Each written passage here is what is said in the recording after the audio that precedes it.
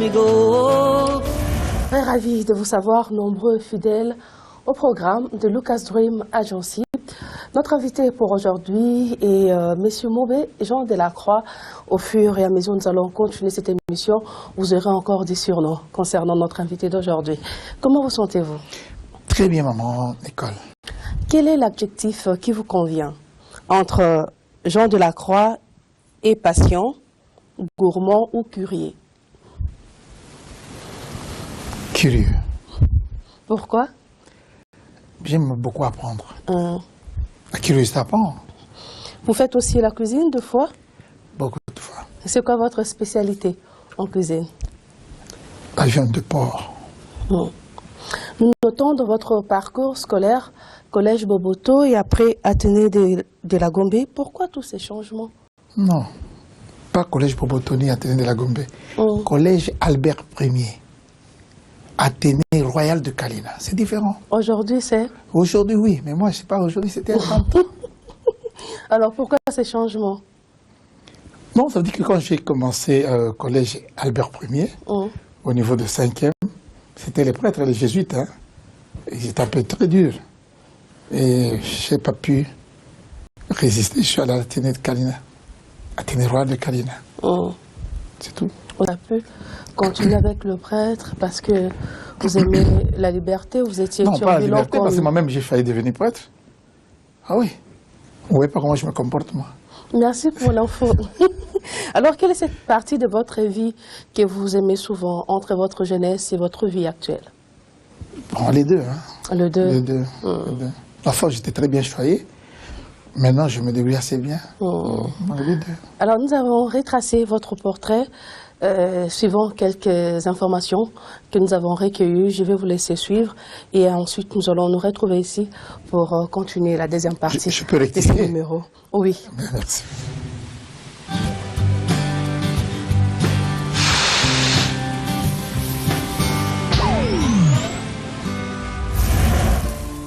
Maubé Lisuku India Molinde, Jomos pour ses proches, est né le 14 septembre 1947 à Kisangani, jour de l'exaltation de la croix, d'où son prénom de Jean Delacroix.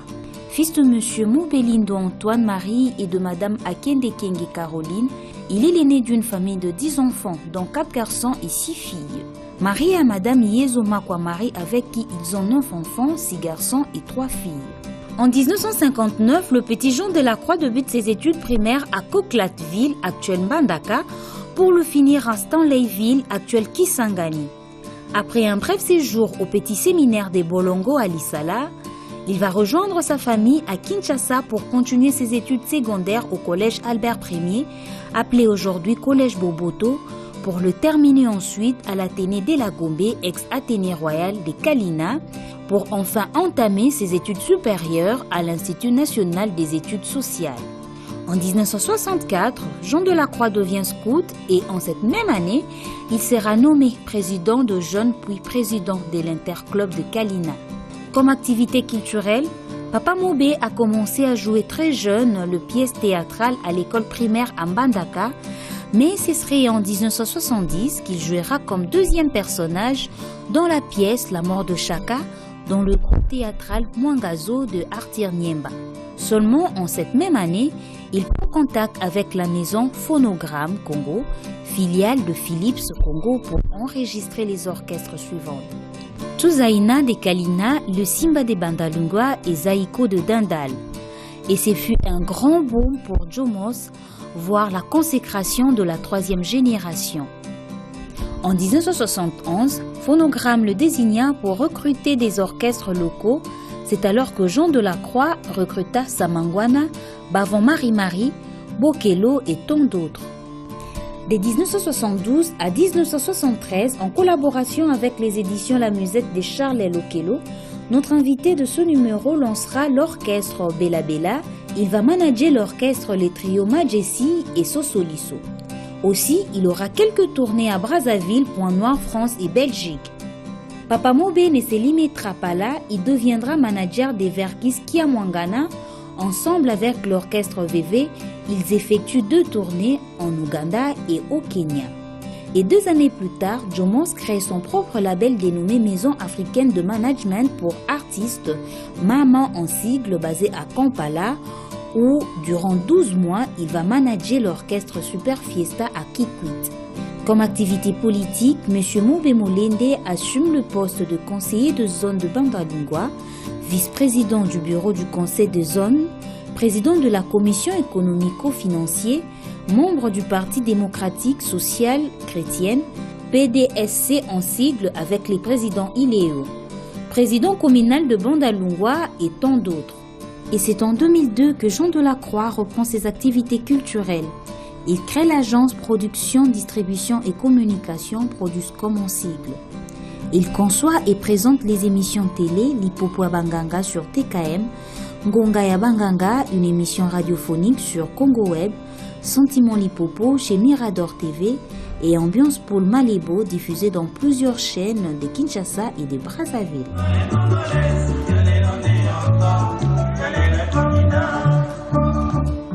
De retour sur notre plateau de Derrière le masque, Merci. avez-vous quelque chose à rectifier? Je ne pense pas pour le moment. Monsieur Mobe, la musique est-elle pour vous un divertissement ou juste une passion? Une passion depuis mon jeune âge. Et à peu près, depuis quel âge avez-vous découvert? À partir de 20 ans déjà, j'étais vraiment mélomane. Je vais vous poser une question. Alors, ce sera 3 textes. Et puis, vous allez me dire les auteurs et le titre de ces chansons. Souvent, je la pose aux musiciens. Mais comme vous travaillez aussi avec le musicien, donc je pense que ça ira. Elle habitait au Congo, elle travaillait au plateau, elle ne roulait qu'au taximètre. Samangwan, que j'ai eu aussi à manager pendant un temps. Lobi namelaki pona langwa nabosana kasi na langwite souci et les kakinga. Simaro.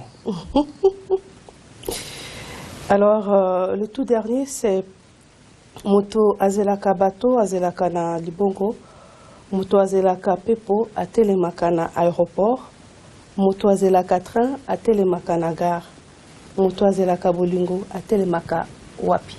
Bon, ça doit être Fali, je crois. Hein? Oui, Voilà, dans merci. Attente. Hein? C'est pas Fali? Oui, c'est Fali dans Attente. Ok. Bon. Mais bravo. Hein? Ah bon, merci. Voilà, il y a des personnes qui nous ont demandé de vous poser cette question. Peut-être auprès de vous, nous aurons une réponse nette. À qui devons-nous la paternité de la musique congolaise?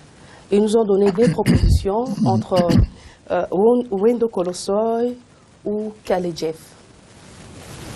Ce n'est même pas Wendo ni Kalejeff. La musique Kireno, congolaise, alors? c'est bien plus avant. Mais quand nous parlons de la musique congolaise actuelle, parce qu'on dit musique tango à Wendo, mais Wendo s'est référé à Paul Kamba de Brazzaville. Mais la musique congolaise moderne, le grand, c'est Grand Galé. Parce moi je distingue 4 générations. Je m'excuse si j'ai anticipé un peu les choses. La première génération, c'est Paul Kamba, les Bowane, les Wendo. Et la deuxième génération, c'est à partir de Grand Calais. Et la troisième génération, j'en suis le précurseur avec Touzaïna, Zaïko et le reste. Quatrième, c'est à partir du moment où j'appelle ça phénomène Wenge. Jusqu'aujourd'hui, nous ne sommes qu'à la 4e génération avec des modifications. Ok. J'espère que ceux qui nous ont posé cette question sont satisfaits. Alors, je vous laisse un peu vous reposer. Et ce sera pour suivre notre deuxième rubrique, le témoin. Il y a des personnes qui ont accepté de nous parler de vous. Non, non, non. Vous allez suivre les images. Merci beaucoup.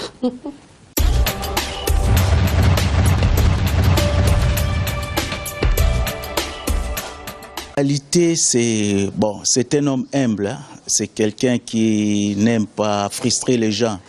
Même si, bon, moi je suis son petit, mais souvent je l'engueule. Quand je l'engueule, lui, il baisse les tons, il m'écoute. C'est tout d'abord un grand travailleur. Il peut passer 2 heures, 3 heures du temps en train de préparer ses émissions. Et il est fait aussi en professionnel. Comme je réalise ces émissions, et quand vous donnez les tons, et il ne revient pas 2 fois, 3 fois. Donc vous partez du cours jusqu'à la fin.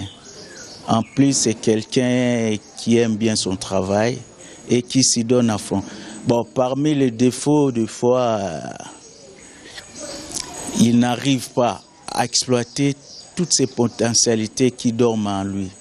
Et je sais une fois à Brazza, quelqu'un qui m'a approché pour dire, mais ton vieux là est assis sur une mine d'or, mais lui-même ne se rend pas compte. Donc, c'est ces volets-là, c'est faire vendre quoi. Ces volets-là, contacter les gens, ces volets-là, exposer ce que vous êtes en train de faire. C'est ce qui lui manque. Puisqu'il a du talent, il fait bien son travail, il faut aussi qu'il vive de son travail.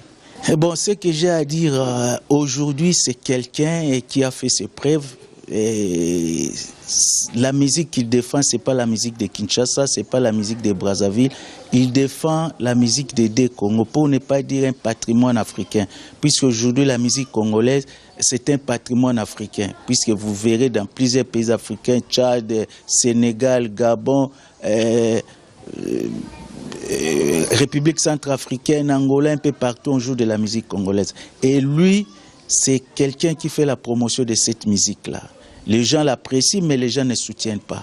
Et ce que je dirais, des gens comme tels qui défendent notre patrimoine méritent d'être soutenus. Les souvenirs que je garde de Papa Mobé, c'est quelqu'un de très comique. Il aime bien faire de blagues avec ses petits. C'est quelqu'un qui est courtois, sympa, qui sait quand même aussi dialoguer.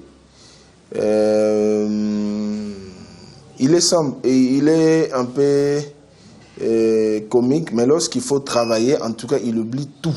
Il s'engage au travail. C'est quelqu'un qui aime bien les résultats. C'est quelqu'un qui aime le travail dans le bon sens et qui est vraiment à la quête de la perfection, donc qui est vraiment à la quête de la qualité.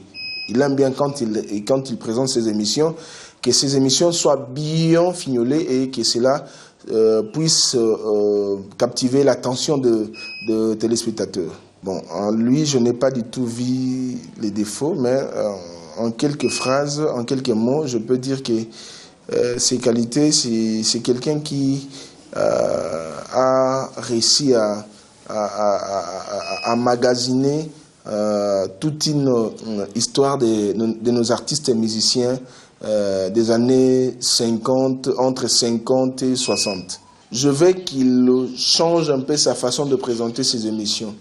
Parce qu'aujourd'hui, c'est du copie-coller. Presque dans toutes les chaînes, c'est toujours ça.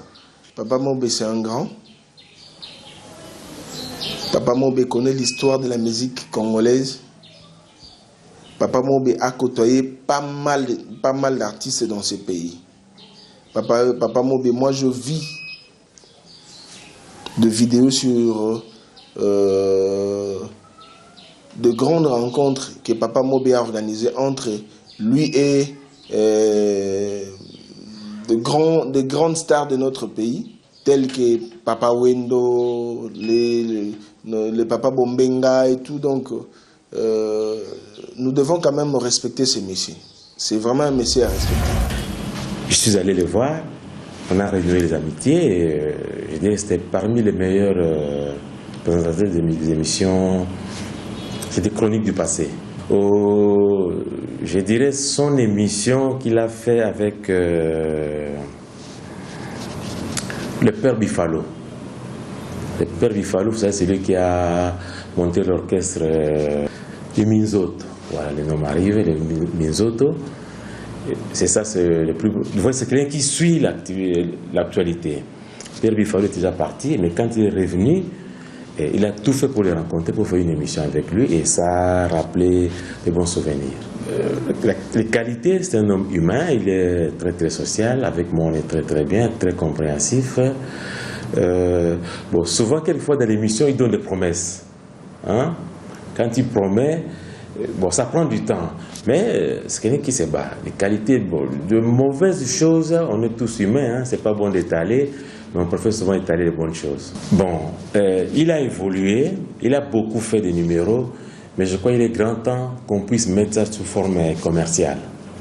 C'est-à-dire prendre ces anciennes émissions, tout ce qu'il a déjà produit, compiler et vraiment en faire une anthologie commerciale. C'est très important pour les générations futures. Vraiment, je le porte dans mon cœur. Il m'a beaucoup inspiré, c'est un modèle pour moi. Il travaille bien. C'est quelqu'un de très ouvert, de très jovial il est toujours prêt, toujours de bonne humeur. Donc, il est toujours de bonne humeur. Ça peut lui arriver de crier, de gueuler, mais ça c'est beaucoup plus quand il y a un problème qui perdure et qu'il a déjà eu à parler calmement, expliquer la chose. Mais quand ça continue comme ça, peut-être il monte la voix. Mais sinon, c'est quelqu'un de toujours calme. Il parle à ses enfants comme ici il parle à ses amis. Il dialogue sans problème, à ses fils comme à ses filles. À moi, son fils aîné, on parle beaucoup, de tout et de rien en tout cas, de tout et de rien. De mauvais souvenirs, peut-être un seul. Je crois qu'il m'avait giflé une fois, et c'était la première et la toute dernière fois d'ailleurs. C'est quelqu'un qui sait vivre, il sait vivre avec les gens, il sait mettre les gens à l'aise. Quand il est avec vous, vous sentez réellement qu'il est là, et il vous met à l'aise. C'est quelqu'un qui n'indispose pas les gens. En tout cas, je ne l'ai jamais vu faire ça. Je ne l'ai jamais vu faire ça. Et je n'ai jamais entendu quelqu'un le dire. Donc ça, si je peux reconnaître comme qualité, c'est vraiment ça. C'est quelqu'un qui sait réellement mettre les gens à l'aise. Ses défauts, je pense quelquefois qu'il est un peu trop patient. Et qu'il encaisse plus qu'il ne devrait dans certains sujets. Par exemple, bon, évidemment, ça, je ne dirais pas, mais c'est peut-être ça. Il encaisse des choses, quelquefois, qui devraient plus ou moins s'exprimer, mais il encaisse rien que pour garder la paix, qu'il continue à être papa comme il est, qu'il continue à être là, qu'il ne change pas. C'est vraiment ce que je peux lui donner comme conseil. Que ressentez-vous actuellement? Pardon? Que ressentez-vous actuellement? Je vous vois rire. Non, je suis d'abord très ému de voir ces gens parler de moi. Et ils n'ont pas été à côté. Mais je retiens tout ce qu'ils m'ont dit. Et que les gens ne s'étonnent pas si aujourd'hui ils trouvent des changements dans ma façon de travailler. J'ai compris. Peut-être moi je le faisais inconsciemment. J'attendais. Et maintenant je vois qu'il est grand temps. Vous avez occupé quelques postes politiques en République démocratique du Congo. Quelles ont été vos motivations pour occuper ces postes? Je crois que c'était ma popularité. J'ai toujours été très populaire depuis mon jeune âge. Tout ce que je fais m'est réussi, du moins jusqu'à présent. Alors, dans les années 82, je crois, quand on a commencé à faire des élections municipales, les gens m'ont dit, mais pourquoi tu ne te présentes pas? Mais pourquoi? Mais non, il faut se présenter. Et je me souviens, je me suis présenté sans campagne. J'ai été élu. Et j'ai fait 3 mandats à Bandal en tant que conseiller municipal, chaque fois réélu sans campagne. Et moi, j'étais populaire, les gens m'aimaient, estimaient ce que je faisais. Le jeune de l'INA pense que votre diction est due à votre passage dans les arts dramatiques, du fait que vous avez fait du théâtre. Croyez-vous que c'est vraiment exact? Non, ce n'est pas vraiment ça. Moi, je crois que c'est inné en moi. Tu vois, quand les gens ont témoigné sur moi, ils disent il est comique, il est blagueur, c'est ça que je suis. Et c'était facile. Comme le jour que Arthur Niema m'a désigné pour jouer avec lui La mort de Chaka. Je suis venu pour demander, il travaille chez Phonogramme. Je dis, j'ai 3 petits orchestres, je voudrais enregistrer. Quel orchestre? J'ai dit, pour le Kalina, c'est Touzeina. Et pour Dendale, Zaiko. Et pour Mandale, les Simba. Et quand on a blagué un tout petit peu, d'accord, viens avec ces orchestres. Je suis venu, j'ai présenté les orchestres, on a fait des enregistrements. Pour Zaiko, c'était les chansons La Touneige, Francine Keller, Pauline et Mosinjo. Mosinjo, entre guillemets, vous aurez explication plus tard. Même aujourd'hui, si vous posez la question, je ne répondrai pas. Et puis Arthur m'a dit, est-ce que tu peux venir jouer avec mon théâtre? Moi, je dis oui, allons-y. Et j'ai très bien joué, je me souviens. Je peux même jouer maintenant, ensuite demain de faire le théâtre. Non. Croyez-moi, je ne poserai même pas la question sur Mosinjo. Ouais. Je vous pose une question sur autre chose. D'accord. Papa Mobe, aujourd'hui, vous êtes un modèle, un style, comme l'a témoigné aussi certains intervenants. Alors, ne pensez pas à faire un centre de formation pour regarder votre style, disons, juste après vous, qu'on ait plusieurs jeunes sur votre style. Je crois que si vous avez suivi les témoignages, on a dit que ce qui manque à moi, c'est là. Je ne suis pas très entreprenant. Peut-être avec des gens tels que vous, nous pouvons faire beaucoup. C'est une invitation indirecte? Constatation.